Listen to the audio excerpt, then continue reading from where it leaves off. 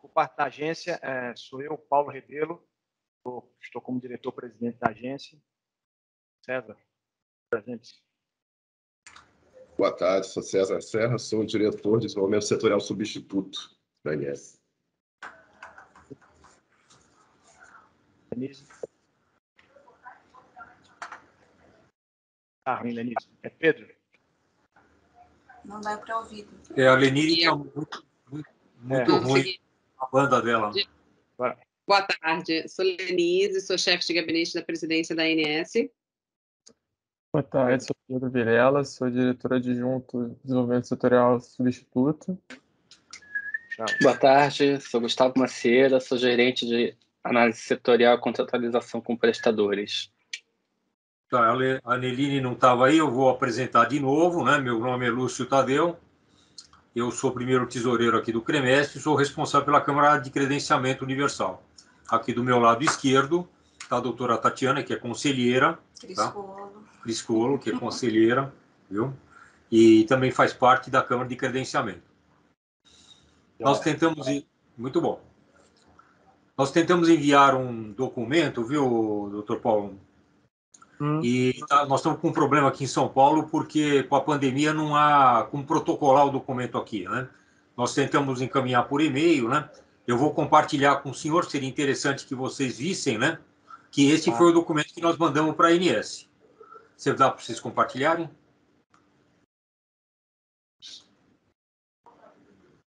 Você vai compartilhar, Lúcio? Ou vai... Não, a gente está tentando, viu? Tá ok. Está compartilhado já aí. Joia, ok. Tá.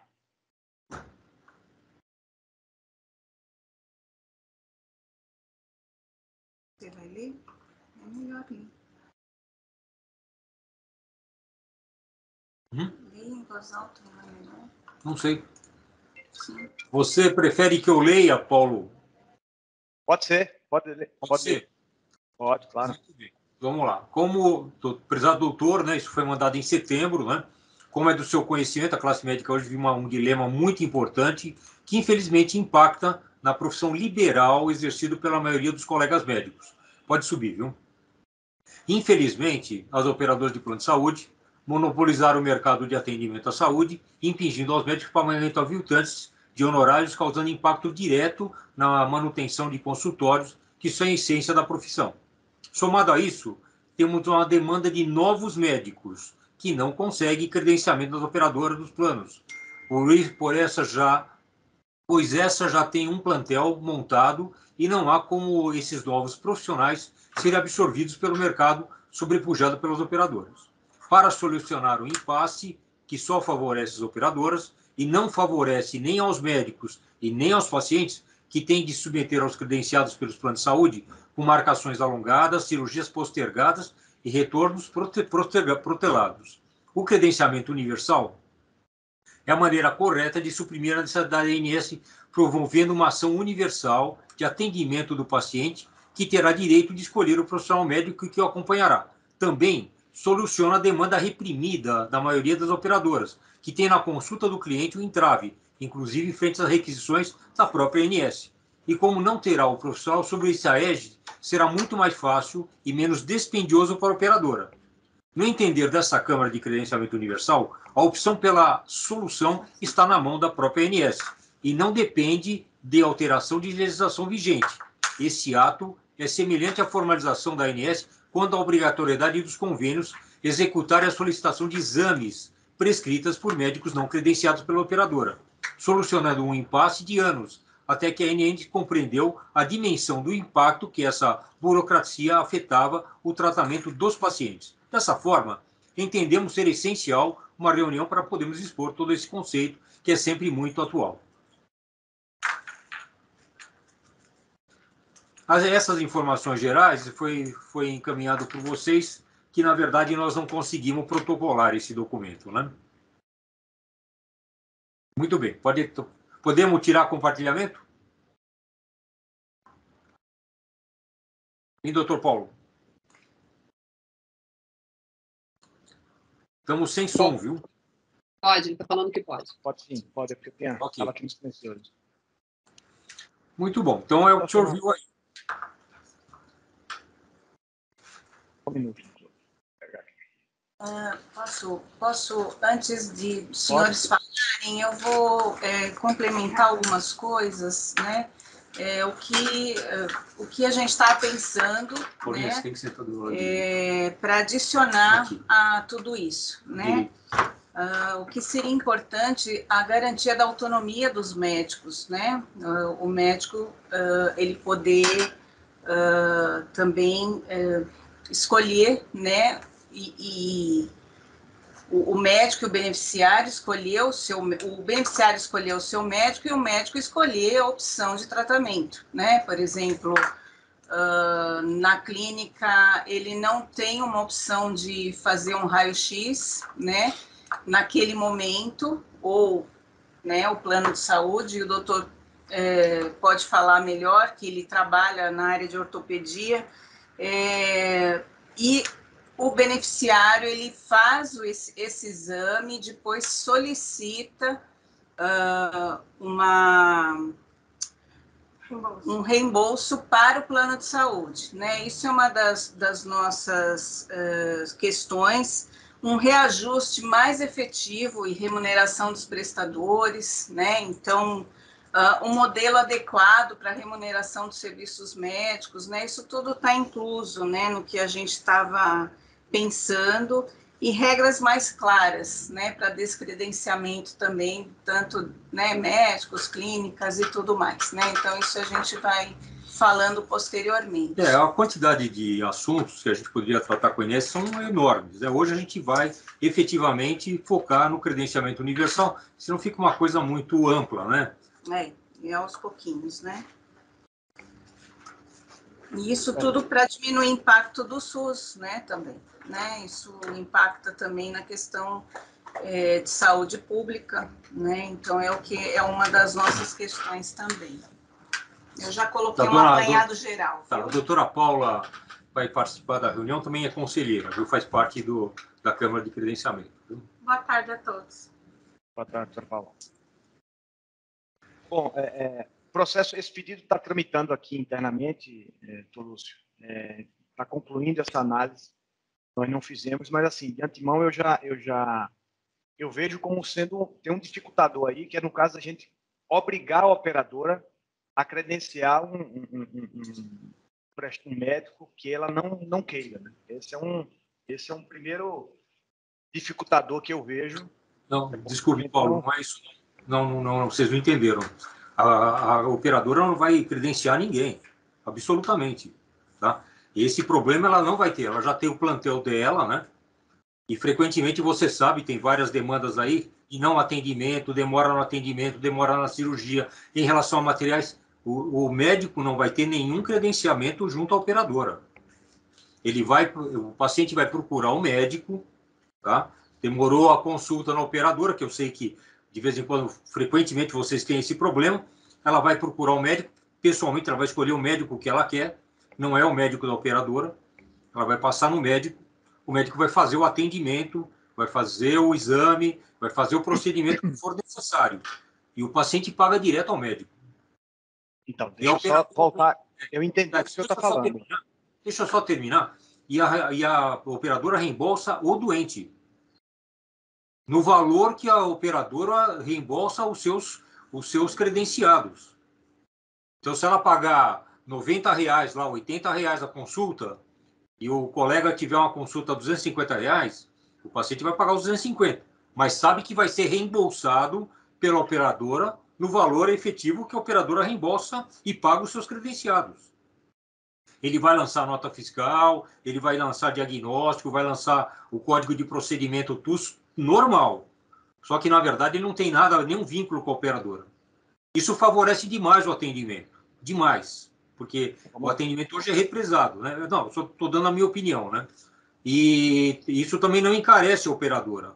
Porque, efetivamente, a operadora vai gastar aquilo que gastaria com o credenciado da própria operadora. E, além do que, é uma coisa bastante importante, que a ANS, na verdade, até onde eu entendi, ela desconhece os valores pagos aos médicos.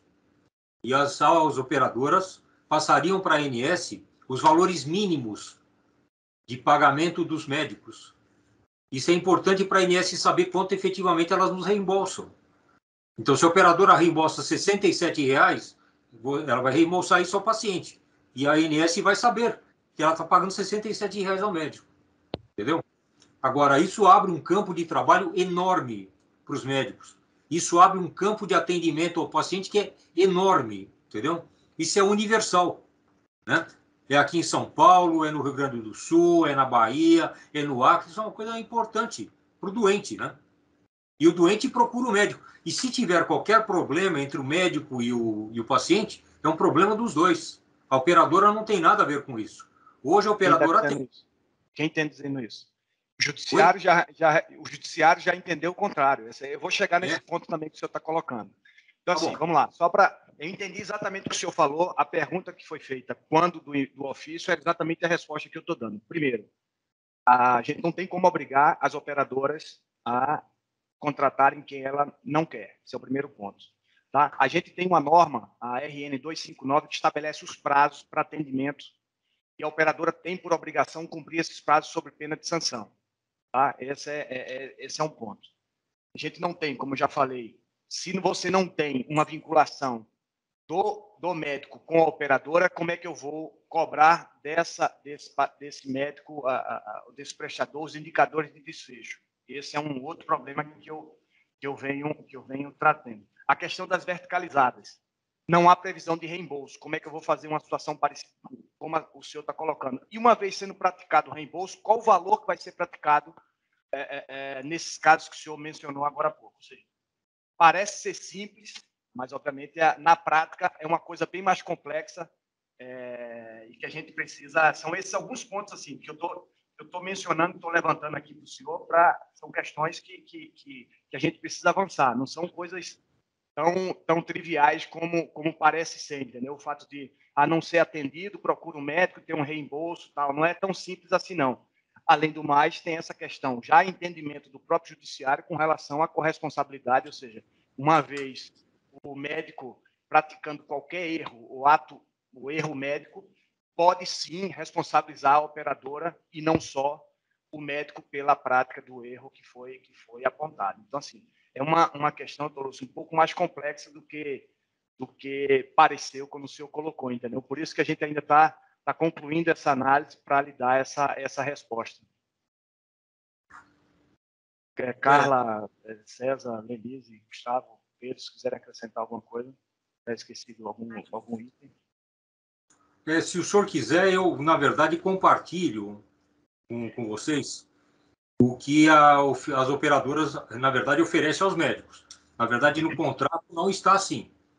Todos os contratos hoje, inclusive com timbre da ANS, né, eles dizem o seguinte, que qualquer problema que tiver entre o médico e o paciente, independente do que for, e a operadora entrar nessa disputa por ação do demandante, o que acontece? Se por acaso perder a operadora, o médico tem que ressarcir a operadora. Se vocês quiserem, eu coloco isso em tela. Tá? Isso é um verdadeiro absurdo. Se vocês quiserem saber, a operadora, nesse sentido, se exime, na verdade, de saber quem que é o médico que ela coloca à frente do atendimento. É muito fácil. A operadora diz o seguinte, eu quero ganhar meu dinheiro. Em relação ao médico e o paciente, é problema deles. Eu acho que é muito pelo contrário. Na verdade, a operadora, ela deveria saber quem que é o médico que está... E ela é totalmente irresponsável. Se tiver um erro médico, ela é a primeira a ser chamada, porque ela é responsável pelo médico. Atualmente, eles não querem nem saber, eles querem ganhar o dinheiro. Pra vocês terem uma ideia, até tenho certeza que o senhor tem isso em mãos. Um pequeno convênio que tem braço aqui em São Paulo, ele teve lucro líquido no ano passado de R$500 milhão. R$500 milhão. Então, desculpe, eu acho que isso aí, na verdade, tem que ser revertido para a população. Uma maneira de reverter isso é você fazer o credenciamento universal dos médicos, que não é credenciamento, a operadora não vai ter credenciamento de ninguém. Na verdade, ela vai fazer um reembolso para o paciente no valor mínimo, porque hoje, quando você sai da consulta, a operadora sabe exatamente quanto vai lhe pagar. Qual que é o valor que você fez da consulta, do procedimento, do raio-x, do gesso, da cirurgia, seja o que for. E esse valor mínimo, na verdade, ela vai passar para a ANS e é isso que ela vai reembolsar o seu paciente, né? Entendeu? Na verdade, o médico não tem nada a ver com isso. A função do médico é atender o doente e fazer uma nota fiscal, ou um recibo, depende aqui em São Paulo é nota fiscal, né? Onde vai contar lá o que foi feito, o procedimento que foi feito, o código TUS, o código AMB, tudo direitinho. Nós não estamos passando por cima disso. E em relação ao que o senhor falou que vocês obrigariam, os convênios, na verdade, não obrigariam, né? Isso, na verdade, não precisa nem de legislação específica. Se o senhor lembrar, talvez o senhor não lembre, há 20 anos atrás, teve uma demanda muito grande dos pacientes que passavam com médicos particulares, o médico particular pedia o exame e a operadora não fazia. Ele tinha que passar em um outro médico, era uma verdadeira luta. Tá? E acontece que a ANS entendeu o problema e, na verdade, colocou uma legislação específica, dizendo que, na verdade, todas as operadoras têm que fazer os exames que for pedido por qualquer médico. Entendeu? Então, nós estamos só ampliando isso daí. Isso só depende, no meu ver, né? Isso não depende de mais ninguém, a não ser da própria ANS. Isso aí seria uma coisa fantástica, tanto para a classe médica como o paciente. Isso abriria uma porta para atendimento para todo mundo, a hora que for, quando precisar, de noite, de dia, final de semana, internação. Isso abriria a porta para os hospitais, porque eu posso internar o paciente, o hospital não é credenciado, ele vai fazer um pacote para o paciente vai pagar, depois ele pega um reembolso, porque a operadora sabe quanto vai custar, por exemplo, uma cirurgia de prótese total de quadril. Ela sabe muito bem qual que é o valor da prótese, o tempo de internação, quanto vai pagar para o hospital. Isso aí não tem dificuldade. Então, na verdade, isso é a meu ver, né? A nosso ver, né? É uma solução, né? Muito obrigado. Não, de nada. Veja só, a demanda está aqui, quem está analisando, eu acho que a gente pode aprofundar esse estudo, essa provocação que vocês estão trazendo. Nós temos câmaras técnicas dentro da agência em que pode estar levando esse assunto para debater, para ser discutido internamente, ou seja, com o setor que a gente tem essa como premissa, como um valor, a questão da participação social, ou seja, todo o setor conversa e, enfim, há essa abertura. Tem, inclusive, está numa discussão de agenda regulatória no próximo ano, que isso também pode ser tratado ou pode ser apresentado como um tema a ser também discutido. Então, assim, só para não estou querendo fechar a porta, veja, eu estou de pronto respondendo algumas questões que eu acho que eu levantei, que eu visualizei diante da provocação que tinha sido, ou seja, do expediente que vocês mandaram, mas eu acho que há esses caminhos que a gente pode estar aprofundando esse estudo, aprofundando essa demanda, ouvindo as partes envolvidas, que é importante que a gente o faça. Então, eu acho como encaminhamento, eu acho que a gente poderia fazer, não sei se os demais Césares concordam, eu acho que pode ser uma saída para que a gente possa discutir mais amplamente esse assunto que está sendo tratado, está sendo trazido, na verdade, pelo CREMESC através do Dr. Lúcio. Certo? Da minha parte, Paulo, concordo, corroboro com você, vamos concluir a análise. Lembrando também nosso papel, né, como agência reguladora, de preservar a autonomia, né, das partes, né, na livre negociação. Então, qualquer proposta que gera algum tipo de obrigação a um modelo que determinada empresa não quer oferecer, é um complicador do DNS entrar por essa seara, né? Mas, enfim, tem que entender melhor também a análise, entender melhor o conceito. Nessa análise que a gente vai fazer, vai conversar internamente e a gente dá uma resposta. A própria necessidade de fazer uma análise de impacto regulatório para que a gente possa ver para qual o caminho seguir, enfim. Então, tem um caminho a ser percorrido, doutor Lúcio. Não está esquecido, não. A demanda está aqui. Vamos mantendo contato, vamos ver como é que vai ser desenrolar aqui interno nessa conclusão da análise da área técnica e depois a gente entra em contato de novo com os senhores e senhoras para que a gente possa ver qual é o próximo passo. Pode ser um encaminhamento? Pois não, Paulo? Pode falar, Paulo. Oi. Eu gostaria de complementar, sei que já está encerrando.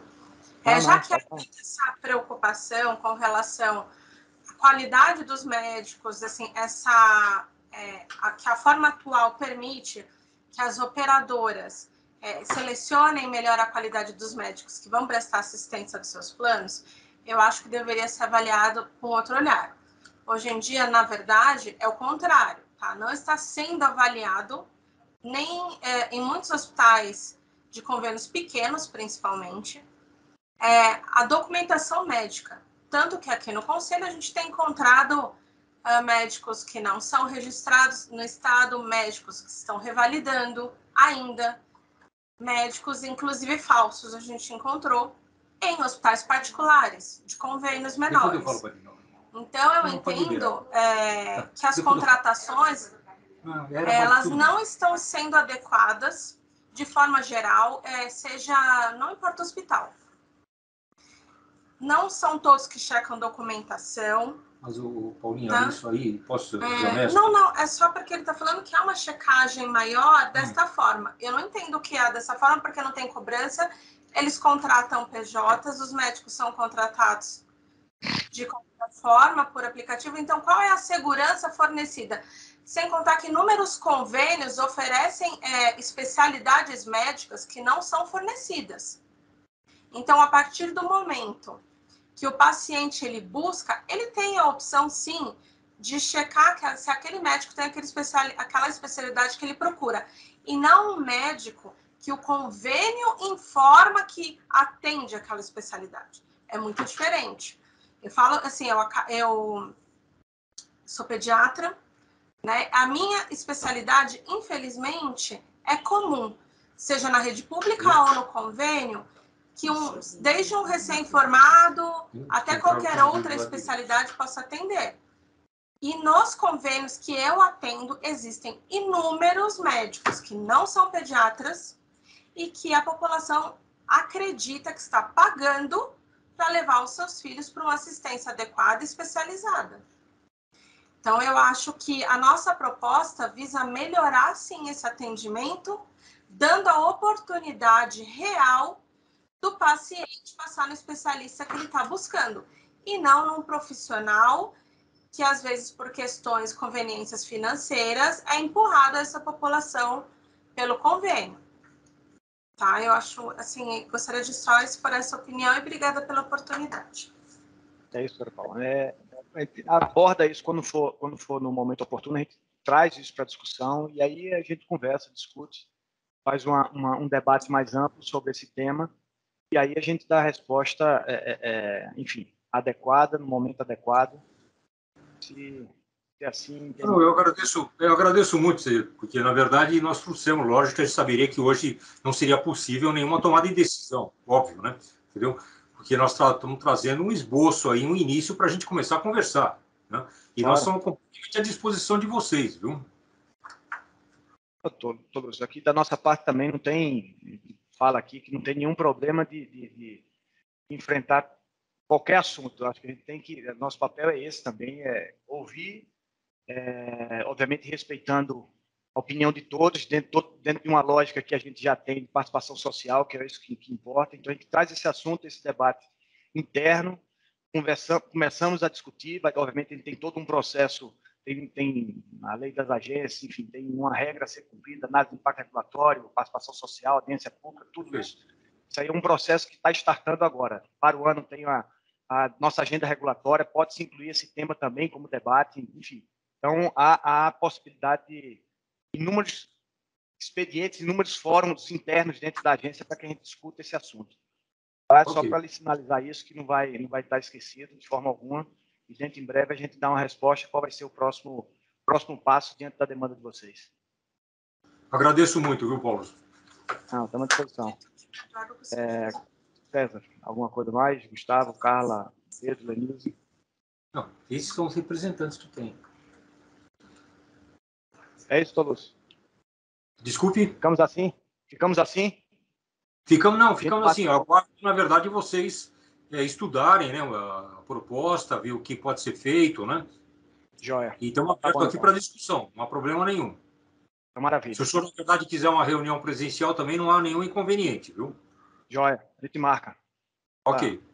Tá bom? Muito obrigado, viu? Nada, que agradeço. Boa tarde. Obrigado. Obrigada, boa tarde. Tchau, tchau.